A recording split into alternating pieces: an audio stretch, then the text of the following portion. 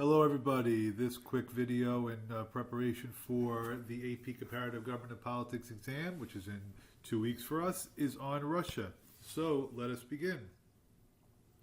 The pictures on the side, there's our guy Putin. I had plenty of photos to select for that one. And then I gave you a little map of Russia. And then very tragically, this is the Beslan school terrorism incident that I mentioned to you that happened a few years ago, in which Chechen rebels stormed school on the first day in Russia, elementary school, and held hundreds of kids hostage. It was just an awful, awful tragedy.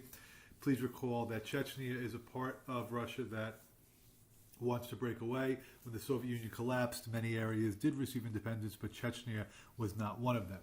Okay, so what type of system of government does Russia have? Russia has a federal system of government. There is a division of power. Some powers on the central level and some powers on the local level. However, there's no question that the federal level dominates.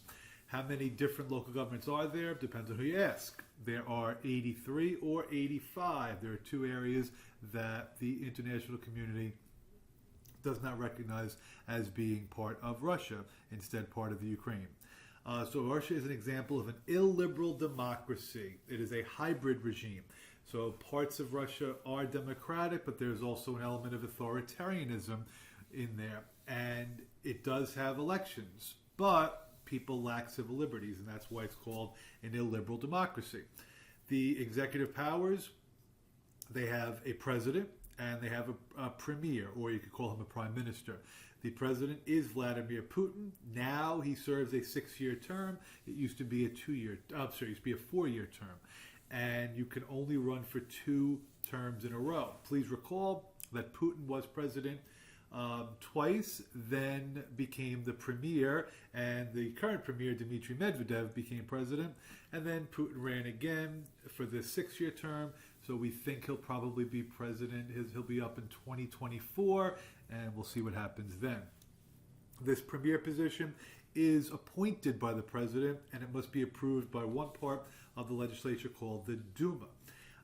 The cabinet is all the advisors. They're all people that are appointed by the president as well. Very, very difficult for groups that are not connected with Putin's United Russia Party to have any impact in the government. And here's something I would love for you to remember. I think this could be helpful. All of these local governors now, they are not elected. They are all now appointed, which is obviously a decline in democracy. Okay. The legislature we talked about is bicameral. There are 2 houses. The lower house is called the Duma. And I hate when I do that. And the Duma actually has more of the power. It is elected proportionally, but you must be on one of the party lists. If your party does not get 7% of the vote, and that used to be 5%, they changed it to 7%, then you cannot win any seats in the Duma.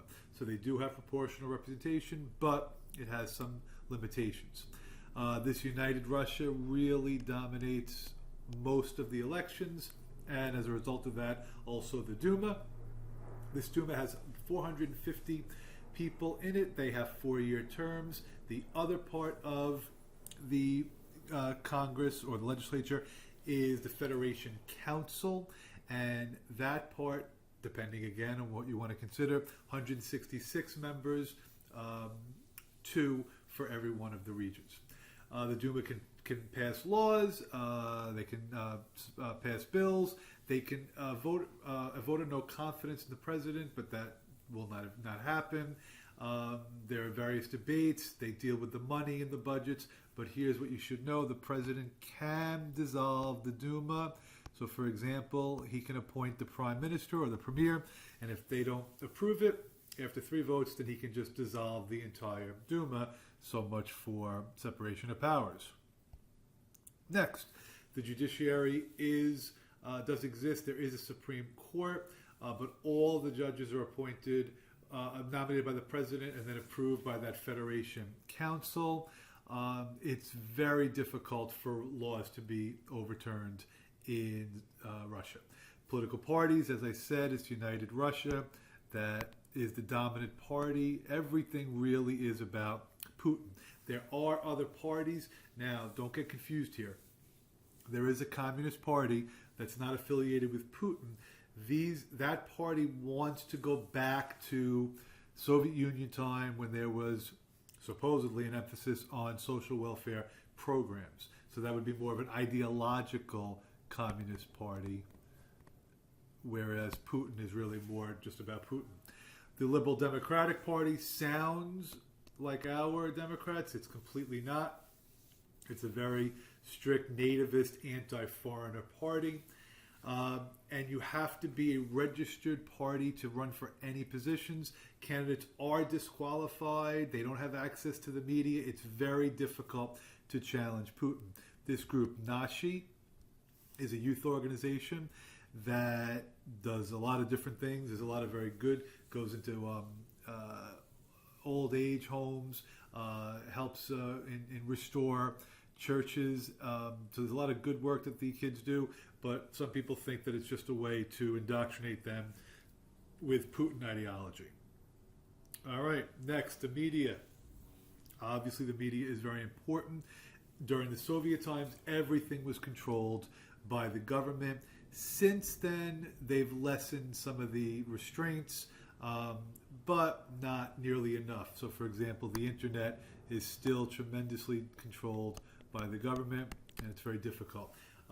Telephones are privately owned, but still regulated by the government, by Putin. Oil is a big factor as to why the Soviet Union, by why Russia can be powerful today. A lot of oil reserves. The government has taken control of those companies, so they must, again, I hate when I make mistakes, so they must, all the companies must be loyal to Putin. But what this does really is, it's a negative because it limits private ownership, but it really does give Putin an awful lot of control of the finances, but also very strong leverage in foreign affairs. So if he can dictate how much oil is being exported, that can have a significant impact on other countries. All right, and just some random things here. How does Putin get legitimacy? Well, he does get elected. So because there are popular elections and because the Constitution dictates how those elections run, he does have legitimacy. Socialization in Russia, a lot is controlled by the government. Textbooks are controlled by the government. That Nashi youth that I told you about, they have this very strong internet campaign depicting Putin is very strong. Of course, people are killed or jailed sometimes if they do not follow what Putin wants. Don't forget the jailing. I thought I put this in here, but the jailing of Pussy Riot, the female musical group who challenged Putin. So there's tremendous restrictions of political rights and civil liberties throughout. Oh, I did put it there. Throughout Russia, the Chechens, that's one group that big debate on whether or not they should have independence. This United Russia Party really does dominate the system. There is a military, but the military, obviously is military, but the military is not as political as it used to be. And interest groups have very little influence unless they are completely connected to United Russia and Putin. So hopefully that, trying to keep it under 10 minutes, gives you a little bit of an overview for Russia, and good luck.